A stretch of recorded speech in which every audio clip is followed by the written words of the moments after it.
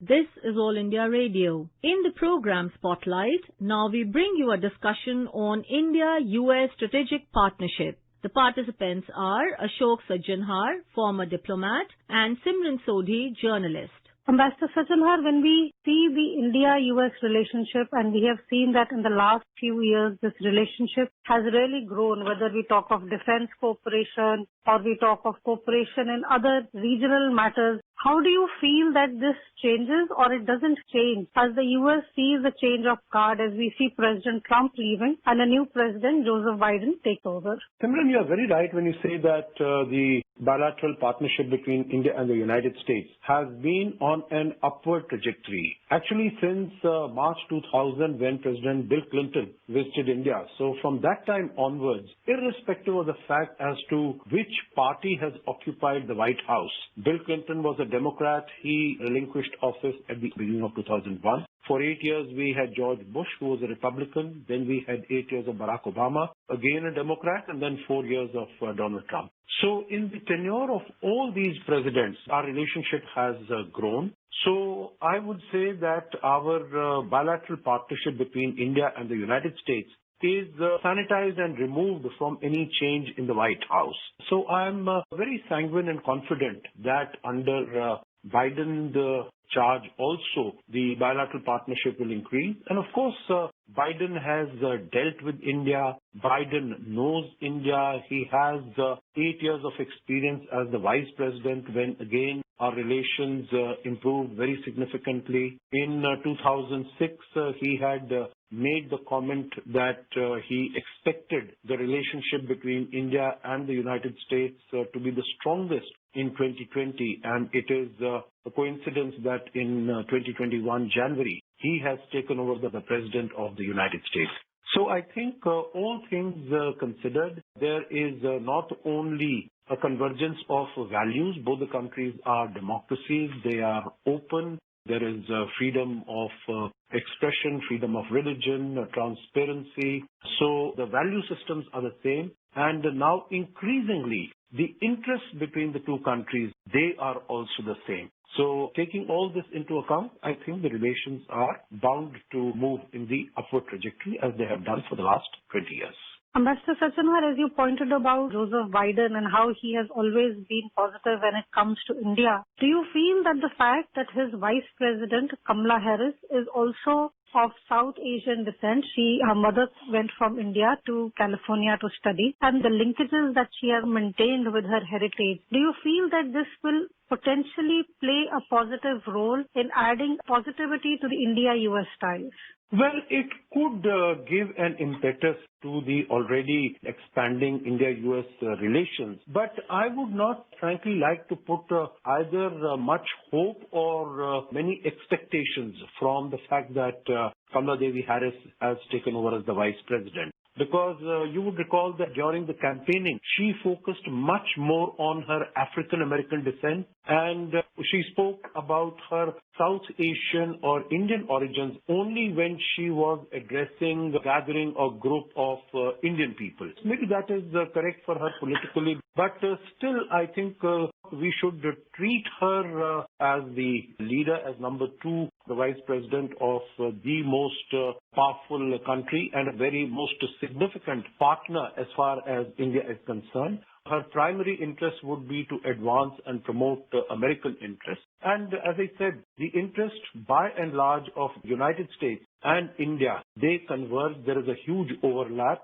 So I think with her also, we will be able to work very productively. Prime Minister Modi had sent her a message of congratulations, you would recall, even on 8th November, just after the results were unofficially, informally declared. And last evening also, after both President Joe Biden and Vice President Kamla Harris took their oath of allegiance, after that he sent separate messages of congratulations to both of them and said that a stronger relationship and partnership between India and the United States is not only good for these two countries, but good for the world. And that India looks forward to collaborating with both of them to take our relationship to newer heights.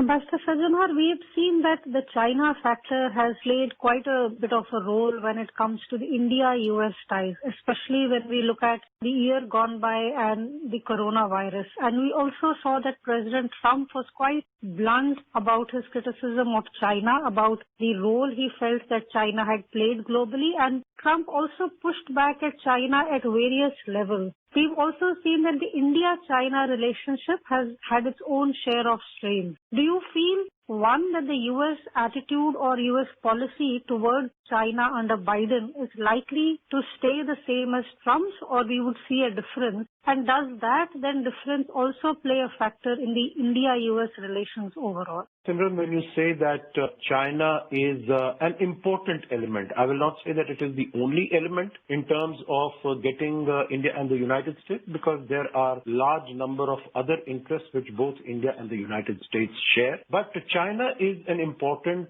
element in bringing the two countries together, both because of the fact that the coronavirus came from China, from Wuhan, and also because China has started flexing its muscles. It has become extremely aggressive. And as far as India is concerned, we have seen it in Ladakh now. So China has become very aggressive as far as we are concerned, but also in terms of human rights violations in East Turkestan, which it calls Xinjiang. Also Hong Kong, its flexing of muscles in the South China Sea, even against Japan in the Senkaku Islands, against Taiwan.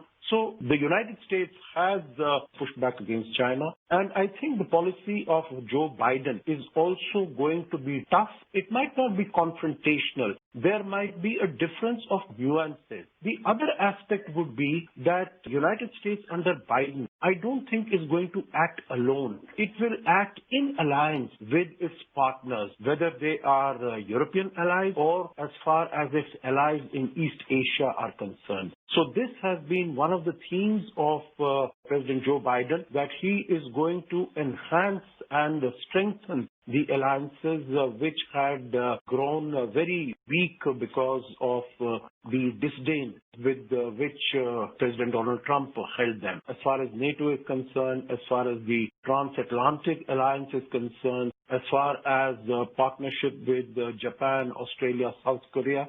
So President Joe Biden is going to focus on those aspects also. And he started his first set of calls after he was announced as the winner on the 7th of November were to the partners in Europe, and next were to partners in East Asia, and then he also spoke to Prime Minister Modi. So the partnership with India also stands quite high in the pecking order as far as the new Biden administration is concerned. Ambassador Sajjanhar, do you feel that international organizations also offer India and the US another opportunity where they can cooperate, they can work together on various policy issues as India sits on the UNSC? And also because Joe Biden, unlike Donald Trump, will be looking at international organizations for solutions and will not be turning away from them, as we have seen happening in the case of US in the last 4 years. No, you're absolutely right, because the challenges that the world today faces can be resolved only through multilateral action. We have seen the coronavirus pandemic that I think all the countries really needed to come together to deal with it, first in terms of testing, in terms of tracing, trying to find a vaccine. But what we have seen is that all the countries have been working separately, working individually, working on their own.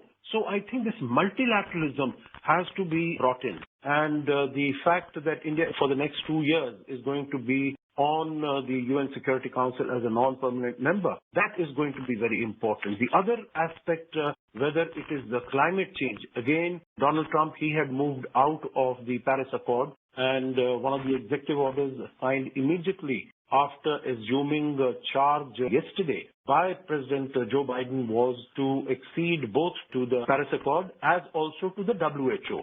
So I think multilateralism is going to be extremely important in all these cases, even as far as trade issues are concerned, because Donald Trump did not approve any of the members of the appellate body of the World Trade Organization in December 2019. So since that time, it has really been a moribund organization because none of the trade complaints can really be taken to the ultimate resolution.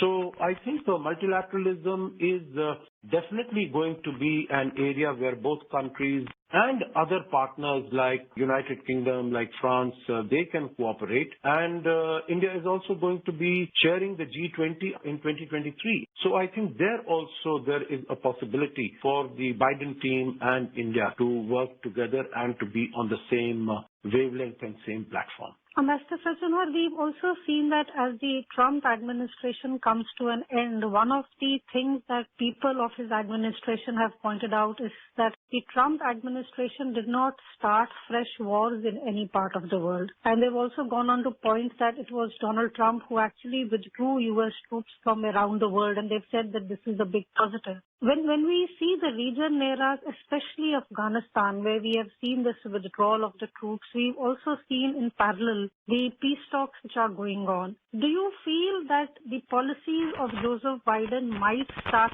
changing in Afghanistan? We might see a slowdown of this withdrawal, because this is something which affects India's security, it affects India's regional infrastructure, and in effect, it also comes between India and the United States relations, because Afghanistan becomes a common point where the U.S. has concerns and India has concerns. No, you're absolutely right.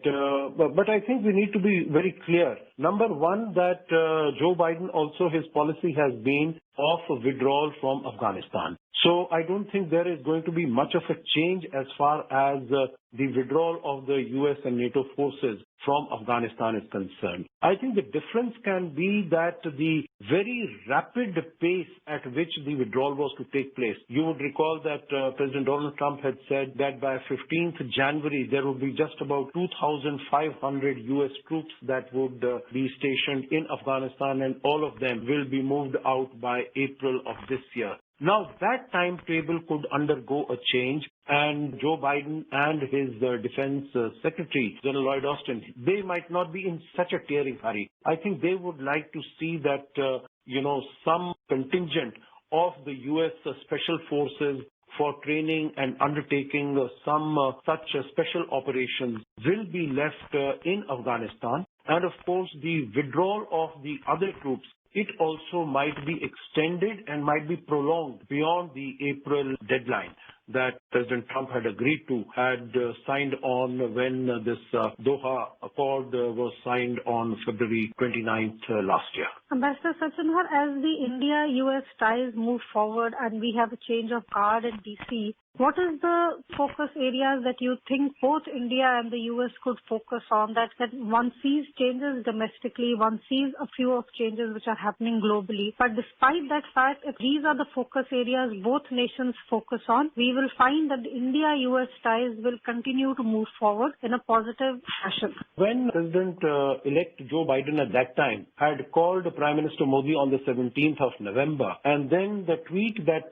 Prime Minister Modi had put out, he had mentioned three items, and I could mention those to you. One is he'd mentioned COVID-19, where both the countries are going to cooperate, and that I think is a very important issue, because as we see, yesterday there were more than 400,000 people affected with coronavirus in the United States. So that is the priority number one for the Biden administration. And of course, we are in a reasonably decent place at this moment. So I think we will also like to work with them. We have 2 vaccines in the market and more are coming. So that is one area. The second was climate change. And the third was Indo-Pacific. Indo-Pacific really means a pushback against China, trying to constrain China In addition to that, I think India would also be interested, if possible, to strike a mini trade deal with the United States. The United States is our major trading partner. And since we have moved out of RCEP, I think we should try to strengthen our access to the U.S. market going forward. And in the coming days, we will continue our discussions on the India-US ties, especially with an eye on the transition which has happened in D.C. With this, we bring today's discussion to an end.